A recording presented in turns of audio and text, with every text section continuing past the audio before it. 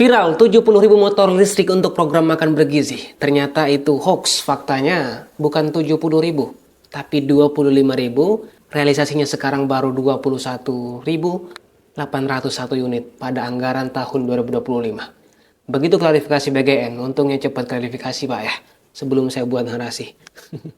Artinya apa? Ada jarak yang sangat jauh antara fakta dan framing media. Ini bukan sekedar soal angka, ini soal bagaimana disinformasi membentuk persepsi publik. Dalam komunikasi bisa disebut dengan noise atau agenda setting.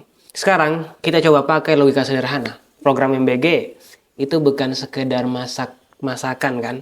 Itu juga soal distribusi cepat tepat waktu sampai ke anak-anak. Ibarat pesan makanan online, kalau kurirnya jalan kaki, makanan itu bisa basi sebelum sampai. Nah, petugas SPPG ini adalah kurir, bisa dibilang kurir VIP yang bawa masa depan gizi anak-anak bangsa, utamanya daerah-daerah pelosok. Jadi, kalau kita baca wajar kalau mereka dapat operasional seperti motor. Dan menariknya, yang dipilih bukan motor biasa, tapi motor listrik. Artinya, negara tidak hanya bicara soal gizi hari ini, tapi juga udara bersih ke depan dan penghematan energi di tengah ancaman krisis global. Dan kalau kita lihat, ini bukan sekedar distribusi makanan, ini juga strategi multi dampak, dan untungnya BGN cepat klarifikasi. Memang kita perlu kritis, kita perlu memastikan distribusinya tepat dan pastikan anggarannya efisien. Tapi kritis itu beda dengan termakan hoax, karena ketika angka 21.000 dipelintir jadi 70.000, jangan dipelintir ya.